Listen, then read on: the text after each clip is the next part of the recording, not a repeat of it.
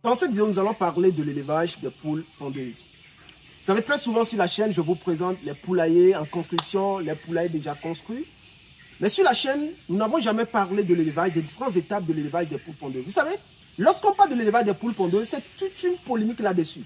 Les gens disent que les œufs ne sont pas naturels, on utilise les produits. En tout cas, dans cette vidéo, je vais vous parler clairement de ce qui se fait de façon globale. Parce que si vous voulez les choses de façon spécifique, alors il faut réellement se faire former. Donc, je vais vous dire comment ça se passe lorsqu'on amène les poussins jusqu'à l'obtention des œufs. Donc, là, ce que nous allons faire, on va rentrer dans le poulailler. Vous allez voir les sujets qu'on a amenés. Ça fait aujourd'hui 33 jours. Vous allez voir leur évolution. L'objectif aussi, c'est de vous présenter tout ce qu'on fait de façon transparente. Et finalement, pour vous donner aussi l'énergie nécessaire pour vous lancer. Avant de rentrer dans le poulailler, vous connaissez ça? Il faut se désinfecter les pieds. D'accord? Ça, c'est le pédiluve dans lequel on a un désinfectant. Ça, ce ne sont pas mes chaussures, hein. Attention. Ce sont les chaussures de sécurité. D'accord? C'est ça qu'il faut porter avant de rentrer dans le poulailler. Lorsque vous venez normalement, il faut enlever ses chaussures, porter les chaussures de sécurité avant de rentrer dans le poulailler. Donc ça, ce sont les chaussures de sécurité. Il faut désinfecter ses pieds comme ça pour éliminer tout ce qui est germe avant de rentrer dans le poulailler. Surtout lorsqu'on est chez les poussins comme ça, vous allez les voir tout à l'heure. Lorsqu'on est au niveau des poussins comme ça, les poussins sont très vulnérables aux maladies. Donc, si les choses ne sont pas bien faites, c'est mort. Donc, il faut se désinfecter les pieds correctement avant de rentrer dans le poulailler. Alors, l'étape 0 déjà, pour lancer un projet d'élevage de poules pondeuses, c'est le bâtiment. Si le bâtiment n'est pas bien construit, vous aurez tous les soucis. D'ailleurs, je le dis très souvent sur la chaîne. Vous devez construire un poulailler qui serait bien aéré, parce que les sujets que vous allez voir à l'intérieur vont rester ici jusqu'à 2 ans, d'accord, 2 ans maximum. Et donc, si les choses ne sont pas bien faites, s'il n'y a pas d'aération, les sujets sont confinés, vous aurez pas mal de problèmes. Donc, l'étape 0, avant l'arrivée des poussins, c'est de bien construire son poulailler. Et l'étape suivante, c'est quand vous amenez les poussins. On parle du démarrage. Regardez sur le poulailler, vous allez voir qu'on a mis les bâches. Tu peux leur montrer ça? Vous voyez qu'on a mis les bâches. Bon, ces bâches sont déjà, on a maintenu ça dans le haut. Mais pourquoi on a fait ça?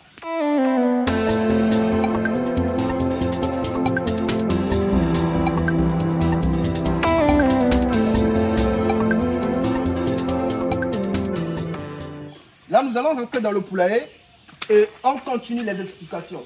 Donc, quand on rentre dans le poulailler, c'est ça. Lorsque je parle de la construction du poulailler, c'est aussi ça. Vous voyez, ce sont les ampoules, il y a de la lumière. Lorsque vous faites de l'élevage des poules pondeuses, vous en avez besoin. D'accord? L'éclairage est très important. Et là, quand on rentre, vous voyez que les sujets sont là. On a essayé de diviser le poulailler en deux. Ici, nous avons 1100. Bon, on a commencé, on a aujourd'hui 1111. À la base, on avait 1134. Mais nous, nous avons commandé 1100. Lorsque vous commandez les poussins, on met toujours du surplus sur ça. On espère que parce que ces poussins-là viennent de loin, on peut avoir beaucoup de mortalité, les poussins qui sont restés, donc on peut avoir des mortalités, donc il y a toujours un surplus. Donc, on a acheté 1100, et c'est sur les 1100, normalement, on calcule le taux de mortalité. Mais, à la réception, lorsqu'on amène les poussins ici, ça fait 1134. Actuellement, on a un très bon résultat. On est au 33e jour d'élevage. C'est-à-dire les poussins là font déjà 1 mois. Et on a 22 poussins, 23. Attention, 23 poussins qui sont morts. Ça, c'est déjà un bon résultat. On n'a pas encore touché nos 1100 sujets qu'on a commandés. Et c'est ça, immédiatement, on va parler de la première étape. La première étape, lorsque vous amenez les poussins, c'est de les démarrer. Et quand on parle du démarrage, le démarrage se fait dans une poussinière. Je ne vais pas aller dans les profondeurs et je vais vous expliquer les choses de façon générale. Et vous voyez la bâche là, la bâche que vous voyez là. Jusqu'au mur là, vous voyez l'échelle. C'est cette surface qui était dédiée ou qui était délimitée pour le démarrage. Au cours de cette période, il faut justement chauffer les poussins. Parce que les poussins ne sont pas à l'heure avec leur maman, qui de façon artificielle, de façon naturelle, pourra justement leur fournir toutes les conditions possibles, les protéger contre les intempéries, fournir de la chaleur. Mais comme la maman n'est pas disponible, eh bien, c'est là que se passe le démarrage. Là, le leveur va leur fournir de la chaleur, va les protéger contre les intempéries. C'est une surface qui est protégée. D'accord? Je prends un sujet pour vous expliquer rapidement. Voilà. Donc voilà. Quand je prends ce poussin-là, à son arrivée dans la ferme, justement, il y a de cela 33 jours, il n'avait pas de plume. Donc, ce sujet-là n'avait pas de plume. Donc, il faut maintenant justement chauffer. Étant donné que le sujet n'a pas de plume, il faut chauffer le sujet de sorte qu'il puisse supporter la fraîcheur. D'accord? Une fois qu'il y a la chaleur, c'est déjà bon. Mais ce n'est pas seulement le chauffage qui y participe. Il y a aussi l'aliment. C'est très important de le dire. Il y a l'aliment. Mais avant de parler de l'aliment, continuons d'abord avec le démarrage. Donc, pour le démarrage, vous pouvez le faire dans le poulailler, délimiter la poussinière dans le poulailler ou en dehors du poulailler. Moi, très souvent, j'aime quand le démarrage est fait dans le poulailler. Hein. Mais il faut bien délimiter ça. Il faut bien protéger. Vous allez voir en haut là-bas qu'on a même les sachets là. D'accord? C'est pour faire de sorte que la chaleur reste de façon constante dans le poulailler lorsqu'on fait le chauffage. Et là, quand vous ressuscitez le chauffage, c'est fini. Mais si vous ne ressuscitez pas le chauffage, c'est mort. Donc c'est pourquoi il faut très souvent se former ou faire appel à un professionnel qui vous aidera justement à bien faire le chauffage. C'est très important de le préciser. Donc si on n'avait pas fait bien le chauffage ici, vous allez voir qu'on aura tellement de mortalité. Jusqu'alors, on n'a pas encore touché nos 1100 sur lesquels normalement on doit calculer le taux de mortalité. Maintenant, au fur et à mesure que les sujets grandissent, eh bien, il faut élargir l'espace d'occupation. Donc vous allez voir ici, si vous voyez ici, vous voyez que le sol, au sol, vous voyez qu'au sol, le matériel qui est mis là est nouveau par rapport à ce qui est là. Bon, quand même, on va changer ça. Mais nous avons fait ça comme ça parce que il faut élargir la surface. D'accord? Il faut élargir la surface. C'est pourquoi lorsque vous voulez construire votre poulailler, il est important de respecter la densité. Il y a certaines personnes qui pensent qu'ils peuvent mettre très peu de sujets ou beaucoup de sujets sur une petite surface. C'est mort. Ne faites pas ça. C'est très important. Respectez toujours la densité en fonction du type de poulailler que vous voulez construire. En tout cas, il y a beaucoup d'informations que je vous ai données sur la chaîne. Si vous voulez en savoir davantage, il est important de vous former. Tout ce que je dis là, ce sont des informations générales que vous devez savoir pour démystifier l'élevage avant de vous lancer. Maintenant, si vous voulez une formation professionnelle, vous pouvez nous contacter pour suivre ça. Ce n'est pas l'objectif de la vidéo, mais lorsqu'on fait l'élevage des pondeuses, c'est ça. On commence le démarrage, on agrandit la surface progressivement jusqu'à laisser tout le poulailler à tous les sujets. Ça, c'est ce qu'il faut savoir premièrement. Mais si vous ne voulez pas délimiter votre poussinière à l'intérieur du poulailler, eh bien, vous devez construire la poussinière hors du poulailler. Là, lorsque vous finissez le chauffage, vous pouvez maintenant transférer les poussins de la poussinière au poulailler. D'accord? Maintenant, lorsqu'on a un démarrage, on utilise l'aliment démarrage. D'accord? L'aliment démarrage, il y a trois types d'aliments chez les pondeuses. L'aliment démarrage, l'aliment poulette et l'aliment ponte. L'aliment démarrage, c'est de 0 à 2 mois. L'aliment poulette, c'est de 2, d'accord, à 5% de taux de ponte. C'est-à-dire, lorsque vous avez 1000 sujets comme ça, lorsque vous avez déjà 50 œufs par jour, eh bien, vous pouvez changer l'aliment poulette par l'aliment ponte. Mais bon, il y a certaines personnes qui ont d'autres manières de le manager, mais globalement, c'est ce que nous faisons. 2 mois l'aliment démarrage, et cet aliment-là, il est beaucoup plus riche en protéines que l'aliment poulette.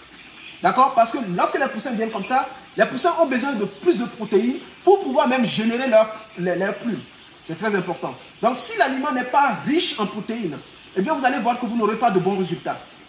Donc, il faut un aliment riche en protéines qui aussi serait moins riche en protéines que l'aliment poulette. Vous voyez? Bon, les gens disent très souvent qu'on utilise les produits. Je vais vous présenter notre propre aliment. L'aliment que nous utilisons ici. L'aliment, là, nous le fabriquons nous-mêmes. C'est ça aussi l'avantage quand vous maîtrisez le domaine. Quand vous savez comment les choses marchent, vous pouvez fabriquer l'aliment vous-même. Vous voyez, c'est l'aliment que nous utilisons. Et dans cet aliment, justement, nous avons le maïs, nous avons le sang cubé, et ces deux ingrédients-là apportent ce qu'on appelle l'énergie dans l'aliment. Le maïs et le sang cubé. Au-delà de ça, nous avons les ingrédients qui apportent de la protéine. Je ne sais pas si la vidéo est tellement claire, il fait sombre un peu, mais je pense que vous m'écoutez.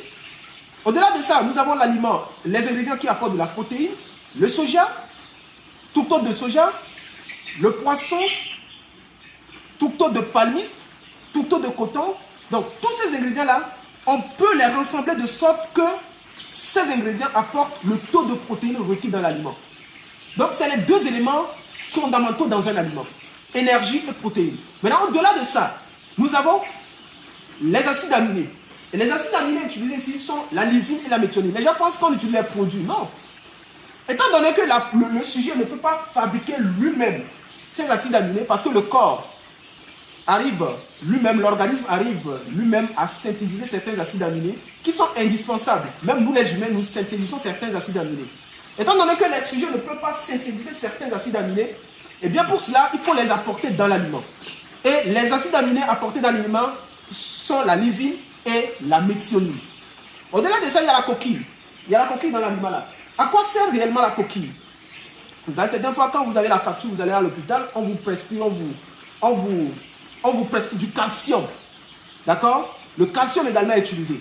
Et pour apporter ce calcium-là, on utilise la coquille d'huître ou la coquille d'escargot. Pour ceux qui font l'élevage d'escargot, vous pouvez utiliser la coquille d'escargot pour ajouter à votre aliment. Donc la coquille a pour rôle, ou le calcium a pour rôle, de participer à la formation musculaire des sujets. S'il n'y a pas assez de coquilles dans l'aliment, eh bien à un moment donné, lorsque les sujets vont prendre du poids, eh bien ils ne pourront pas se tenir sur leurs pattes. Parce que la masse corporelle est supérieure à la masse musculaire. Au-delà de ça, chez les pondeuses, la coquille participe justement à la formation de la coquille de l'œuf. Ou le calcium participe à la formation de la coquille de l'œuf. C'est très important de le noter. Donc voici les ingrédients qu'on utilise. Il y a maïs, son cubé, soja, farine de poisson, phosphate bicalcique, bref, lysine, méthionine. C'est ça qu'on utilise pour fabriquer l'aliment. Mais en respectant certaines proportions. Ce n'est pas parce que j'ai dit ça et puis tu quittes. Tu mélanges tout ça là pour donner au sujet. Non. À chaque phase de croissance, il y a un certain taux à respecter. Et ça, c'est la nutrition. C'est ça aussi l'avantage quand vous décidez de vous former, de maîtriser le domaine avant de vous lancer. Donc, voilà un peu comment ça marche. Maintenant, chez les pondeuses, il y a pas mal d'activités qui se font. Tout d'abord, il y a la vaccination qui se fait globalement sur tous les sujets. Les gens disent qu'on utilise les produits. Quels produits? Vous-même, quand vous mettez au monde votre enfant, un nouveau-né, on fait les vaccins. On fait les vaccins pour que voilà, certaines maladies n'attaquent pas l'enfant en croissance. C'est la même chose chez les poules. Il y a les maladies virales, Newcastle, Gomboro, Coryza, bronchite infectieuse. Donc, ce sont les maladies contre lesquelles il faut faire le vaccin pour qu'une maladie virale ne s'introduise pas dans votre cheptel. Au-delà de ça, il faut faire les traitements anticoncidiens, les traitements antibiotiques et au cours de la production, manager les sujets. Parce que j'ai l'habitude de dire quelque chose. La qualité d'un éleveur, c'est sa capacité à observer. Certaines fois, si on avait maintenu les bâches là, descendues maintenant, vous allez voir que les sujets seront crispés dedans. Donc, c'est plein d'informations qu'il faut avoir avant de vous lancer dans le domaine. Et ce qui dit très souvent qu'on utilise les produits. Quand tu ne maîtrises pas quelque chose, il ne faut pas en parler. C'est mieux comme ça. C'est mieux comme ça. Sans oublier les différentes activités récurrentes. D'accord? Il faut débéquer les sujets. Vous voyez les sujets comme ça. Il faut couper leur bec. On parle de débécage pour éviter le piquage au cours de la production. Parce que si vous ne faites pas ça, vous allez voir que les poules vont non seulement se piquer elles-mêmes, mais casser les œufs. D'accord? À la recherche des éléments minéraux. Surtout si vous n'avez pas un bon aliment. Si vous n'avez pas un bon aliment, vous allez voir que les poules vont tellement casser les œufs. Donc c'est pourquoi il faut respecter la composition d'aliments. Et au-delà de ça, qu'est-ce que je peux vous dire encore? Après 18 semaines d'élevage, la ponte commence. Maintenant, c'est à partir de ce moment-là que vous allez commencer à récolter les œufs. Maintenant, à 22 semaines, vous allez atteindre le seuil de rentabilité. Le seuil de rentabilité, c'est ce niveau de production au cours de laquelle vous êtes capable de ramasser les œufs et autofinancer la production. C'est-à-dire que vous pouvez ramasser les œufs, les vendre et acheter l'aliment pour nourrir vos sujets. Et globalement, lorsqu'on amène les poussins comme ça, c'est une information capitale que je vous donne. De 0 à 2 mois, un sujet consomme en moyenne 2 kg. Je dis en moyenne, ça peut dépasser. En moyenne 2 kg. Surtout aussi, il faut manager. Vous voyez comment nous avons laissé nos abreuvoirs, nos mangeoires. Donc tout ça, là, à un moment donné, lorsqu'il y a perte d'aliments, lorsqu'il y a gaspillage d'aliments, nous allons régler ça. Demain même, l'ouvrier va régler ça.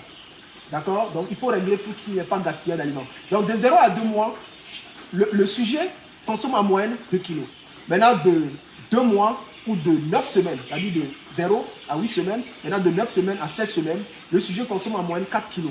Donc avec ces informations, vous pouvez faire les calculs. Mais si vous voulez les choses de façon plus détaillée, et si vous voulez être beaucoup plus proche de moi, qui donne tout, sans filtre, qui ne garde rien, mais vous devez vous inscrire, vous devez vous former, tout simplement.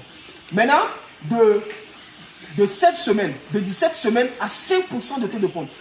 C'est-à-dire 5% de taux de ponte, c'est la phase à laquelle vous devez arriver pour changer l'aliment poulette par l'aliment ponte. Donc, chaque sujet consomme aussi en moyenne 2 kg. Donc, quand vous prenez ça, fait chaque sujet, avant de commencer la ponte, consomme en moyenne 8 kg d'aliments. D'accord? Avec ces calculs, tout simplement, vous pouvez essayer de voir quel montant d'argent il vous faut pour votre production. Mais honnêtement parlant, si je dois vous dire une vérité, les amis, c'est que quand on fait l'élevage des pondeuses, on ne souffre pas du marché. Venez, si vous faites la production, nous sommes capables même d'acheter les œufs, de vous trouver des personnes qui vont justement acheter ces œufs-là. Donc, voici ce que je voulais rapidement partager dans cette vidéo avec vous. Le caméraman me fait déjà signe.